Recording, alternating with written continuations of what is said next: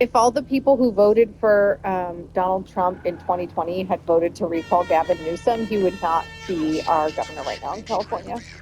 If all the people in California that The voted, same people in California yeah, who I voted just for want Donald you said Trump. all Yeah. the people who Oh, yeah, voted for yeah. So so that's a specifically different in number. California. Yeah, you're Yes. right. Specifically in 2020 here in California, Mm-hmm. California voters that voted for Donald Trump, if they Mm-hmm. had signed and voted in the recall, he would Mm-hmm. not be our governor. Well, so we So got to that motivate people and exactly. activate. Could have How about the had dads? could have had the sage from South Central, Oh, Larry Larry. Elder. I love Larry Elder. Although when the LA Times informed me that he was the new black face of white supremacy, You believe I it? was worried. I was like, Larry, have you joined the I Klan or know. the Proud Are you Boys? okay? Are you okay? Are you okay? You carrying those torches in Charlottesville? You are a black man from South Central. When did you turn racist? Uh, According to the LA Times, it's when you wanted people to pay less in taxes. Yes. Then you become racist. You know, But Winsome that's Sears is the lieutenant governor, black woman, served in the military. She's amazing. She's the lieutenant governor of Virginia, and she just released an ad, and people, the left is saying that she's now racist because she wants to get rid of the car tax. Yeah, And I'm like, how is that racist? I love the fact, well, you know, anybody who disagrees with them is racist, which is, at a certain point, you have to realize is way too thin now. And you've used it too many times and it doesn't have any meaning anymore. Nobody cares anymore. Like, if I heard CNN say somebody was racist, I just like laugh. Shrug. I don't even care anymore. If you're now calling black people racist, then yeah, it's done. You've overused it. It's sort of comical. It's always my favorite Dave Rubin thing, who used to be with the Young Turks and it's like gay and Jewish and from New York and very liberal. And I always say to these people, when did you make the transition into like a conservative-minded guy? And he always goes, after I realized that everybody who disagreed with us was somehow racist. And it's like... that doesn't make sense. It could be on tariffs. It could be on the Middle East. It could be on fuel prices. It could be... taxes. It could be the green movement. Everyone was just racist who disagreed with anything you were talking about. Yep. And he's intellectually mature enough to realize that that was probably mathematically impossible. He just did a great event at UATX, and he talked about when Larry, the sage from South Central, was on his show, and he was like, here I had a conservative black man telling me why conservatives weren't racist, and it was kind of like mind-blowing to me. I appreciate that about Dave, that he has that cognitive ability to recognize that. I'll play you a little Gavin Newsom and me arguing about the importance of dance. You want to talk? No, but you want to talk about families? But I understand that families are incredibly important. That's certainly part of it. Yeah, we have to be more small part of it. It's minuscule. It's a big part. Oh, big. It is a big part. Well, why don't you guys talk about that then? If it's a big part, I just brought it up. It's a big part. It's a big part. It's a big part that you never talk about. I do talk about. No one on your side talks about that big part. I think President Obama himself brings it up over and over again. Go back to his campaign speeches. Sure. He's given some remarkable speeches of the importance of fathers in the context of the African American. Yeah, you got to be a hero. You got to be a hero to raise your kid. No, well, you certainly it takes courage. Responsible it takes courage to raise a kid. I heard his speech. Yeah, it takes courage, Gavin. I don't know about courage. That's what your president said. No, but to his credit, let's hear what he says. Let's hear what he says. It says it takes courage. And will work to strengthen families by removing the financial deterrence to marriage for low-income couples, and do more to encourage fatherhood.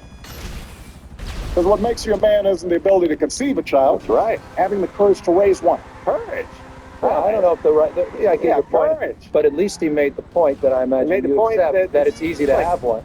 Yes. But you've got to actually step up and be a man and actually raise one. And he probably used, I think that's what ultimately I know what you're saying. Yeah. Anybody can eat at an IHOP. It takes courage to pay the bill.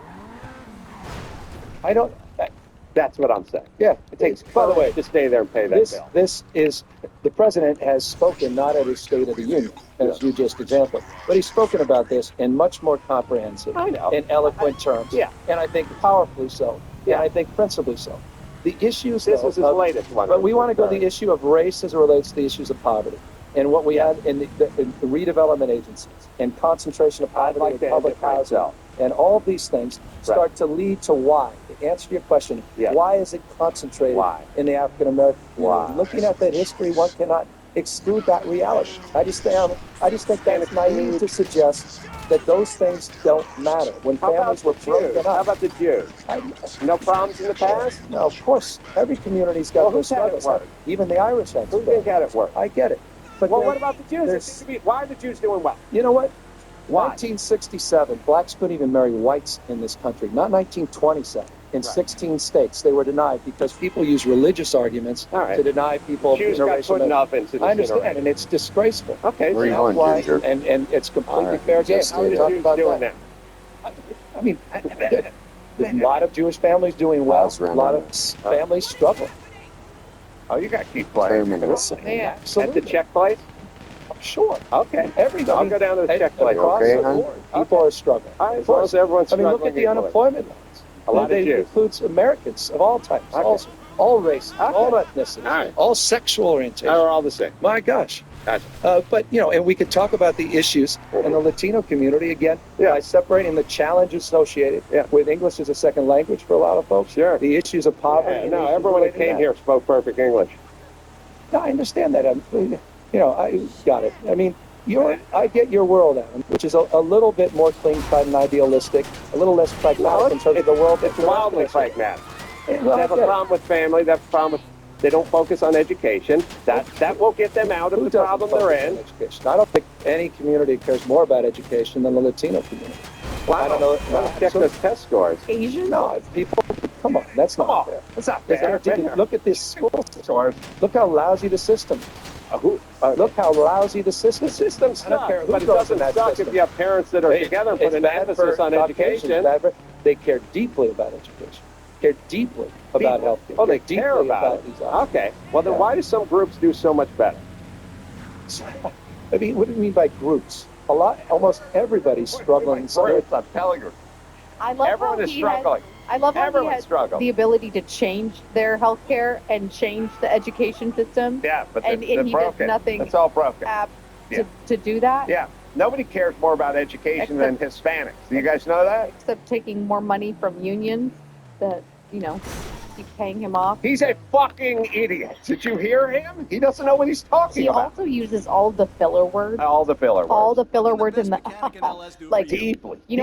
That's to buy you more time to think of an answer, Gavin. We see it. Yes.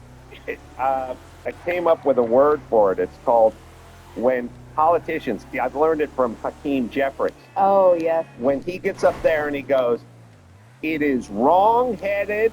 Yeah. It is not right, and it is wrong to take away."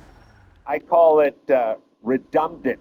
It's dumb people repeating themselves and being redundant to buy themselves time to think. I feel like you should put that on a T-shirt. Don't be redundant. Don't be redundant. No, the aforementioned Ben Shapiro doesn't say the same thing 4 different ways 4 times in a row because he's smart.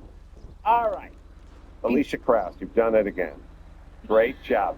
Don't know why you keep having me back. I love talking to you. And coming up next, David Mamet. Getaway car secured. Well done. Now clear the area. We'll be in touch.